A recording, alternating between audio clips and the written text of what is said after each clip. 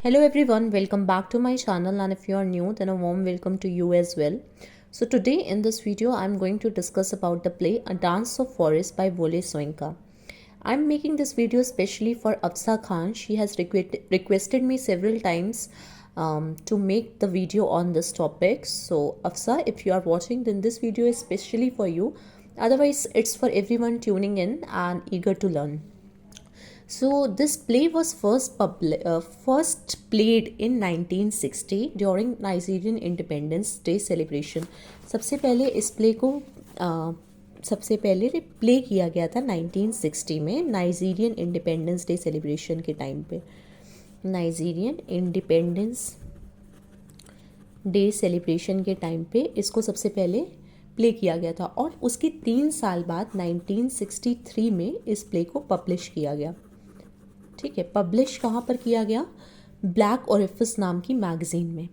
तो इस पूरे प्ले की समरी मैंने यहाँ पर पॉइंट्स में लिखी है जो कि मैं आपको समझाऊंगी second part of the video में। First part of the video में मैं आपको स्टोरी थोड़ी समझाती हूँ। ठीक है, तो देखिए इस प्ले में होता क्या है, एक फॉरेस्ट होता है और यहाँ पर फॉरेस्ट में एक ट्राइब मतलब एक जनजाति के लोग गैदर्ड होते हैं। किस लिए गैदर होते हैं? एक एनुअल फेस्टिवल मनाना होता है। तो ये जो ट्राइब के लोग हैं इन्होंने अपने भगवान से परमिशन ली होती है। They have taken permission from their god to call their ancestors who were legendary. उन्होंने अपने भगवान से परमिशन ली होती है कि वो अपने एंसेस्टर्स को बुला सकते हैं, मतलब जो पूर्वज है जो मर चुके हैं वो वाले पूर्वजों को बुलाना चाहते हैं जो कि लेजेंडरी हैं, मतलब बहुत ग्रेट लोग थे, उनको बुला सकते हैं। उस चीज़ की परमिशन अपने भगवान से ली होती है। इनका जो भगवान होता है उसका नाम होता है एरोनी। एरोनी इज़ द गॉड। अब ये जो ओबेंजी है ये फॉरेस्ट का हेड होता है और अब स्टोरी स्टार्ट होती है। देखिए फॉरेस्ट में 2 पार्ट्स में फॉरेस्ट डिवाइडेड है। तो यहाँ पर जो है यहाँ पर प्रोग्राम हो रहा है, एनुअल फेस्टिवल हो रहा है और यहाँ पर जो है अचानक से ज़मीन टूटती है और ज़मीन में से ज़मीन के ऊपर 2 कब्र होती हैं, ग्रेव्स, और उन कब्र में से एक डेड मैन और एक डेड वुमेन निकल के आते हैं। डेड मैन और डेड वुमेन निकल के आते हैं। ठीक है, तो वो लोग जब इस कब्र में से निकल के आते हैं तो यहाँ पर जहाँ पर प्रोग्राम हो रहा होता है वहाँ पर चले जाते हैं और रास्ते में जो भी कोई उनको मिलता है वो उनसे एक ही सवाल करते हैं, will you take my case sir, will you take my case sir, कि सर क्या आप मेरा केस लेंगे? क्योंकि पिछले जन्म में उनके साथ कुछ बहुत बड़ा अन्याय हुआ होता है, तो वो सबसे यही कहते हैं कि कौन मेरा केस लड़ेगा और कौन मुझे न्याय दिलाएगा। अब ये जहाँ पर प्रोग्राम हो रहा होता है वहाँ पर 4 ह्यूमन बींग्स भी आए होते हैं, मतलब 4 जिंदा लोग। कौन कौन है? रोला, एडनेबी, एग्बोरेको और चौथा है डिम्यूक। डिम्यूक भी आया होता है। ठीक है, तो 4 लोग, रोला, एडनेबी, एग्बोरेको और जो डिम्यूक है, ये लोग पास्ट लाइफ में जो रोला था वो क्वीन थी, प्रेजेंट लाइफ में, मतलब रोला लड़की है सॉरी, पास्ट लाइफ में ये क्वीन थी, प्रेजेंट लाइफ में प्रॉस्टिट्यूट है। ठीक है, वैश्या मतलब। पास्ट लाइफ में एडनबी हिस्टोरियन था, प्रेजेंट लाइफ में ओरेटर है। ओरेटर मतलब जो स्पीच वगैरह देते हैं, मतलब जिनका बोलने की स्किल्स अच्छी होती है। एग्बेरे को पास्ट लाइफ में भी सूटसेयर था, प्रेजेंट लाइफ में भी सूटसेयर है। सूटसेयर मतलब जो भविष्य बताते हैं। और जो डिम्यूक है वो अपने पिछले जन्म में एक पोएट था और नए जन्म में कार्वर है। कार्वर मतलब जो लोग पेड़ के ऊपर, पेड़ की लकड़ी के ऊपर नक्काशी का काम करते हैं उनको कार्वर कहते हैं। अब इन्होंने जो प्रोग्राम कराया, यहाँ पर देखिए फॉरेस्ट हेड ने परमिशन दी 4 मैन को, मतलब ये जो 4 लोग आए थे, रोला, एडनबी, एग्बोरेको और डिम्यूक, इनको परमिशन दी कि डेड मैन और डेड वुमेन आए हैं तो उनके स्वागत में तुम लोग वेलकम डांस करो। तो ये लोग वेलकम डांस करते हैं। फिर जब ये लोग वेलकम डांस कर रहे होते हैं तो एक नई स्पिरिट इंट्रोड्यूस्ड होती है प्ले में, इशरो। ये एक प्लांट की स्पिरिट है, मतलब एक पेड़ की आत्मा है।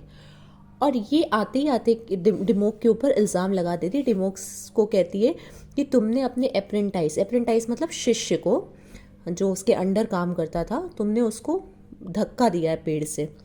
डिम्यूक killed his apprentice by giving him धक्का फ्रॉम पेड़। तो ये मेरी थोड़ी इंग्लिश हिंदी मिक्स है, आई होप आपको पसंद आ रहा होगा ये स्टाइल। तो उसने उसको धक्का दे दिया पेड़ से और उसको मार डाला, डिम्यूक ने अपने शिष्य को। डिम्यूक का जो शिष्य था उसका नाम था ऑरिमोल। डिम्यूक के शिष्य का क्या नाम था? ऑरिमोल। तो इशरो, क्योंकि जो ऑरिमोल था, जो डिम्यूक का शिष्य था, वो इशरो का फ्रेंड था, तो इशरो को उसके डेथ पे बहुत दुख होता है और इशरो ने डिम्यूक के ऊपर इल्ज़ाम लगाया होता है कि तुमने क्यों उसको मतलब किल किया। तो वो उससे काफ़ी खफा होता है, बहुत गुस्सा होता है और वो बताता है कि तुमने उसको इसलिए किल किया जब तुम टॉटेम बना रहे थे। टॉटेम मतलब होता है कि जैसे मैं आपको एक बना के दिखाती हूँ। जैसे मान लीजिए ये पेड़ है, तो पेड़ के ऊपर ऐसे कुछ आँखें वाखें बना दी, ऐसे जैसे कार्वर लोग करते हैं ना नक्काशी का काम, और यहाँ पर कोई गॉड का सिंबल बना दिया। तो इस तरीके से जो होता है वो टॉटेम होता है। आप गूगल पे सर्च करेंगे आपको इमेज दिख जाएगी। तो जब वो टॉटेम बना रहा होता है तो क्योंकि जो उसका शिष्य है जिसका नाम ऑरिमॉल है वो अच्छा डिम्यूक से अच्छा टॉटेम बनाता है, तो उसको बहुत जेलेसी होती है डिम्यूक को कि अरे ये मुझसे अच्छा कैसे बना सकता है, और उसने जेलेसी के रहते, आउट ऑफ जेलेसी, ईर्ष्या के रहते उसको मार दिया होता है। तो यहाँ पर क्या होता है, जब उसके ऊपर उसने इल्ज़ाम लगाया कि डिम्यूक ने अपने शिष्य ऑरिमोल को मार दिया, तो अचानक से ओगन आता है। ओगन जो होता है भगवान होता है डिम्यूक का, और वो उसको प्रोटेक्ट करता है, बोलता है कि नहीं नहीं डिम्यूक की इसमें कोई गलती नहीं, ये सब उसने मेरे ऑर्डर्स पे किया, जो मैंने कहा उसने वो किया। फिर क्या होता है, इशरो बातें करता है, वो कहता है कि ह्यूमंस ने फॉरेस्ट को डिस्ट्रॉय कर दिया है, क्योंकि इशरो जो है ना, ये वाला इशरो, ये प्लांट स्पिरिट है, पेड़ की आत्मा है, तो इसको नेचर से बहुत प्यार है। तो वही कहता है कि ह्यूमन ने फॉरेस्ट डिस्ट्रॉय कर दी है, नेचर डिस्ट्रॉय कर दिया, ह्यूमंस बहुत ग्रीडी हैं और फॉरेस्ट को फाइट बैक करना चाहिए, और उसको जस्टिस चाहिए होता है डिम्यूक से, मतलब डिम्यूक ने गलत किया है तो उसको जस्टिस भी चाहिए होता है। और वो कहता है कि ऑरिमॉल तुमसे रिवेंज जरूर लेगा, वरना ऑरिमॉल का रिवेंज मैं तुमसे ले लूँगा, मतलब ऑरिमॉल का बदला मैं ले लूँगा जो तुमने उसको मार डाला है। फिर ये स्टोरी क्या होती है, पास्ट में चली जाती है। पास्ट में क्या होता है, जो फॉरेस्ट हेड है वो एरोनी जो है वो फॉरेस्ट हेड को कुछ बताता है, ठीक है, और ये 8th सेंचुरी में स्टोरी चलेगी। अब यहाँ पर क्या होता है, पास में एक किंगडम होता है। किंगडम में 3 लोग हैं, किंग वहाँ का राजा, पोएट वहाँ का कवि, और क्वीन, क्वीन मैडम टोटाइस।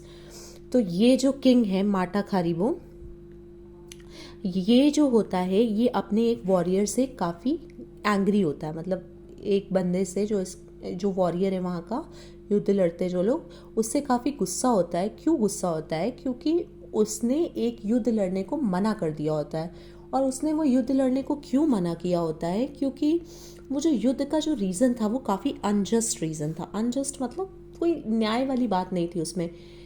क्या रीज़न था, जो ये राजा था, ये इस रानी को, ये जो राजा है ये वाली रानी को चुरा के लाया था, किसी और राजा की ये रानी थी और उसको चुरा के लाया था। और जिसकी इसने रानी चुराई वो राजा अब युद्ध लड़ना चाहता है, तो ये कह रहा है मैं भी लड़ूंगा। तो इसको लगा कि ये तो गलत बात है ना, एक तो आप किसी की रानी चुरा रहे हो, ऊपर से युद्ध लड़ने को कह रहे हो, फिर मुझे कह रहे हो कि मैं भी लड़ूं। तो उसने मना कर दिया साफ, ये बहुत एंग्री हो गया। वहाँ पर दरबार में हिस्टोरियन, सूटसेयर, मतलब जो भविष्य बताता है, वो सब लोग उस वॉरियर को मना रहे थे। ये जो वॉरियर है ना, यही वो डेड मैन है। ये वो जो डेड मैन था वो पिछले जन्म में वॉरियर था, जो कि कब्र से निकल के आया था प्ले की स्टार्टिंग में। तो वो सब लोग उस डेड मैन को मना रहे होते हैं कि नहीं नहीं, तुम्हें राजा की बात माननी चाहिए, वरना तुम्हें नहीं पता तुम्हारा बहुत बुरा हाल होगा, तुम्हें पनिशमेंट दे सकता है। और यहाँ तक कि जो एग्बोरेको है, जो सूटसेयर है, वो भड़काता है, सूटसेयर मतलब जो लोग भविष्य बताते हैं, वो भड़काता है राजा को कि ये जो तुम्हें वॉर है ये तुम्हें लड़ना चाहिए। Says to king, you should fight this war, this will be your big victory. अगर तुम ये वॉर लड़ोगे ना तो तुम्हारी बहुत बड़ी जीत होगी। तो इसने प्रॉपर भड़काया राजा को, और राजा फिर वॉर करने लगा, नहीं नहीं अब तो मैं लड़ूंगा ये वॉर। अब डेड मैन ने उसकी बात मानी नहीं, डेड मैन ने तो लड़ने को मना कर दिया, मतलब वो जो वॉरियर था उसने मना कर दिया लड़ने को। तो उसको पनिशमेंट मिलती है, और पनिशमेंट में क्या होता है कि उसका रिप्रोडक्टिव ऑर्गन काट दिया जाता है। और फिर डेड मैन को वहाँ से ले जाते हैं कोर्ट में। एक चीज़ और भी होती है, उसको पानी में डुबो के उसकी मौत होती है लास्ट में। तो डेड मैन को कोर्ट से जब ले जा रहे होते हैं तो डेड वुमेन भागते हुए वहाँ पर आती है, मैडम ट्यूटाइस, मतलब ये जो क्वीन थी ना, इसके पास आती है और अपने हस्बैंड की लाइफ के लिए भीख मांगती है, bag for her husband life. और वो उस टाइम प्रेग्नेंट भी होती है, उसके कोई सुनता नहीं है, तो वो बेहोश हो जाती है वहाँ पर, गॉट फेंटेड, और फिर वो थोड़ी देर बाद मर भी जाती है। और कैसे मरती है वो प्ले में मेंशन नहीं है। फिर ये स्टोरी दोबारा प्रेजेंट में आ जाती है। प्रेजेंट में क्या होता है, जो इशरो, जो मैंने बताया था प्लांट वाली स्पिरिट थी, वो फिर से स्टेज में आती है, और फिर उसको ये बात याद आ जाती है कि डिम्यूक ने ऑरिमॉल को मारा है, और ऑरिमॉल इशरो का फ्रेंड है। तो उसको फिर ये बात याद आ जाती है कि उसने गलत किया, मारा मारा। तो फिर वो उस बात को छेड़ता है, तो फॉरेस्ट हेड उसको थोड़ा शांत कराता है और कहता है यू विल गेट जस्टिस, मतलब तुम परेशान ना हो, don't worry, you will get justice, तुम्हें जस्टिस मिलेगा। और फिर से जो ओगन गॉड है वो डिम्यूक को प्रोटेक्ट करता है कि नहीं नहीं, इसने डिम्यूक की कोई गलती नहीं, उसने जो किया मेरे कहने पर किया। अब इस प्ले में 3-4 स्पिरिट्स आ जाती हैं बाद में, रिवर, डार्कनेस, स्टोन, वॉल्केनो, सन, इन सब की स्पिरिट, मतलब spirit of river, spirit of darkness, spirit of stone, spirit of volcano और स्पिरिट ऑफ सन।